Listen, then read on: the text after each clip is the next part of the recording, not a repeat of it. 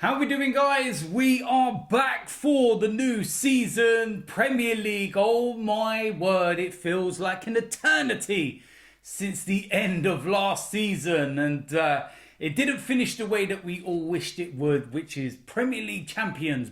But I do feel this year will be where we get to celebrate, and we will be Premier League champions. But let's not get into that discussion right now because it's match day 1 and it's Wolverhampton Wanderers at the Emirates Saturday, 3 p.m. It's a bit of a rarity. How many times will we actually play on a Saturday at 3 p.m. this season? So listen, pre-season is done and dusted. The real stuff is here. I am feeling so good. I'm feeling so refreshed. And I'm feeling recharged for what lies ahead. Now, Wolves, like I said, it's going to be an interesting game. They've lost a couple of players. Of course, Max Kilman has gone. Pedro Neto, that is a big one. He's gone to Chelsea. A player that I would have been looking at in this preview and looking at him as somebody that's a danger. But he's not. £100 million that they've recouped. Gary O'Neill is quite happy with that, but the money also has to be spent in other areas. Now, I've kind of had a little look at Wolves in pre-season, see how they're doing. And last time out, it was against Rayo Vallecano, and trying to pronounce, I still haven't got any better at pronunciations. But they lost that game and they were very poor in that game. Toothless, in fact. And Gary O'Neill was not happy with the overall performance. Although his coaching staff were trying to look more on the positive side and hope it gets rid of some of those nerves before the start of the season. They've got a lot of young players in. And I'm not going to sit here and say it's the perfect time to play anybody when it's the first game of the season. You never know what happens. You never know how teams react. And if you do sit in there, getting ahead of yourself, that's where you could come unstuck and you could end up losing. Now, I would say when the fixtures were announced, to be fair, I looked at this one at the start and I thought to myself, okay, we're going to be short of players for this game. When you look at the Euros and how far some of our players went, in particular Declan Rice, Bukayo Saka, David Raya as well, he was in the final, although he is a goalkeeper, he didn't really play, played one game. It's an argument to say that he doesn't really need a holiday, but you get what I mean. Aaron Ramsdale, William Saliba getting to the semi-final, playing every minute for France and everything. Then you had the Brazilian players as well. So you was thinking, okay, Saka, Rice, maybe Raya, possibly Saliba. We could well be starting the season without these players. But I don't know what it is. Maybe it's just the fact that they enjoy their football with Arsenal and Mikel Arteta's got them, wired up in a certain way. But every single one of these players is back. They're already taking part in pre-season. The Brazilian lads were actually out in America in pre-season. And you look at our last pre-season game against Lyon in the Emirates Cup.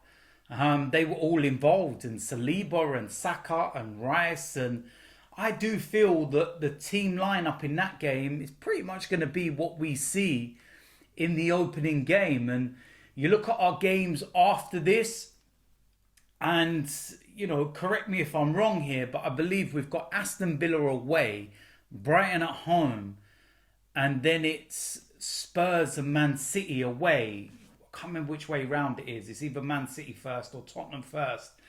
So you're looking at that and you're thinking to yourself, hold on a minute, first 3 games of the new season, and you've got 3 sides there that are challenging right up in the top 6. Now, on the flip side of that, you could look at it as a bit of a positive that you're getting them out of the way now. Aston Villa, we need to right the wrongs of last season, both home and away. Man City, we got a draw at the Etihad. I still look over that and think, could we have got something a little bit more? And then Spurs, we beat them. So Listen, it's one of those. Brighton making a lot of signings, some good players as well. And Brighton are Brighton. They're never going to change their philosophy and the way that they play football. So difficult game, difficult start. But if we get through those games and we haven't lost any, for example, sets us up nicely for the rest of the season. But yeah, on the flip side of that as well, you lose a couple and it's doom and gloom. But listen, let's focus on the Wolves game because that's what's on the horizon. I'm looking forward to it. I really am. It's nice to have the Premier League back. None of this international football, although we do have an international break next month already. Oh, no. But what can you expect? Loads of moaning. I'm going to be going along to the Emirates during the course of the season now. There's nothing stopping me anymore. I'm going to be doing watch-alongs. There's going to be so many things involved on the channel. And I'm really, really looking forward to it. So listen, it's about building. It's about moving forward. And with that said, let's go and get into the predicted lineup for the new season. Starting off in goal, David Raya. Very, very straightforward. I don't need to say any more, do I? In the right back position, Ben White. Jurriën Timber missed a couple of games in pre-season. Very minor foot injury, but he is back in training. But I don't feel he will start this game and Ben White will go there. Right centre back will be William Saliba. Very, very straightforward decision. Absolutely immense at the Euros. And I think that only cements, you know, everybody's thoughts and feelings about him, especially from Arsenal, that he is one of, if not the best centre backs in world football right now. It's as simple as that. Argue amongst yourselves. Left centre back Gabriel had an excellent season, you know, last year. And I'm expecting a big performance again, a big season. There's competition for places now. And I feel apart from Saliba, every other position could well be up for grabs. But his partnership with Saliba is immense. Left back, I do feel this will be Zinchenko. Listen, last couple of games in the Emirates Cup, he's been really good. Scored a brilliant goal, you know, in the first game. But what I've noticed with Zinchenko as well, his whipped crosses that he seems to get in now towards Bukayo Saka, in particular the last game against Lyon. Saka had 3 headers. I can't remember Saka having 1 header in a game, let alone 3. So that's something to watch this season because I feel that Arsenal have very clearly worked on that. And there's a little change to our set pieces as well. We seem to have the same starting point, but there's different runs. And of course, you do have to switch things up.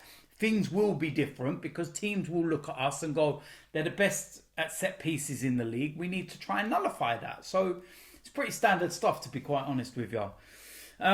Moving into the midfield, first of all, at the base, up front of the back four, it's going to be Thomas Partey. Now, I thought Thomas Partey would have been sold. I'm not going to lie. I thought his legs have gone. I know that he is notorious for needing a few games to get himself back up to speed.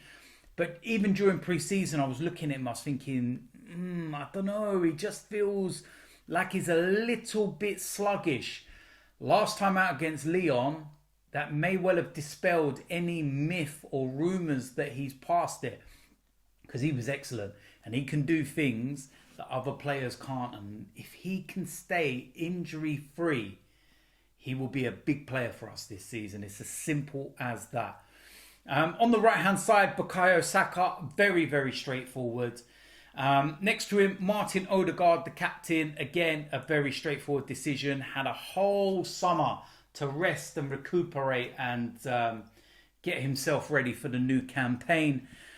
Next to him will be Declan Rice, playing in that left-hand side, number 8, whatever you want to call it. More advanced, very, very straightforward. On the left-hand side, I feel this is where there will be some question marks. Could you play Gabriel Jesus? Could you play Trossard? Will you play Martinelli? I feel last time out against Lyon, Martinelli's movement and the way he was getting into the positions was so good. It was his end product that let him down. He was very, very poor. And then you think about the game before and how good Trossard was and everything else. But I just feel that Mikel Arteta will go for Martinelli. That's what I feel anyway. And then up front, as the main striker, false nine, whatever you want to call it, the way we play, the role, etc., it's going to be Kai Havertz. I feel that Gabriel Jesus is looking very sharp.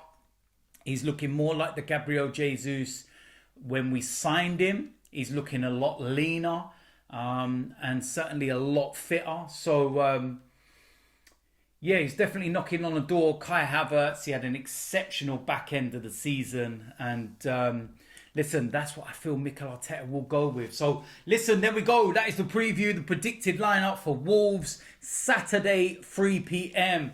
Let me know in the comment section what you feel about this game, what you feel about the lineup. If you would make any changes, where would you make those changes? Let me know. So, listen, let's start off with a win. Let's start positively. Let's get the 3 points. And then we move on to what is a difficult run of games. And that's not saying that Wolves ain't going to be difficult. But when you look at what we do have coming up, Villa, Brighton, Spurs, City, and 3 of those are away, it's tough. But if you want to win the league, it's what you got to do. Got to play everyone twice, haven't you? So, yeah, listen, there we go. If you're new around here, make sure you do hit the subscribe button. Make sure you smash a like on this video. And I will see you lot very soon. I'm out of here.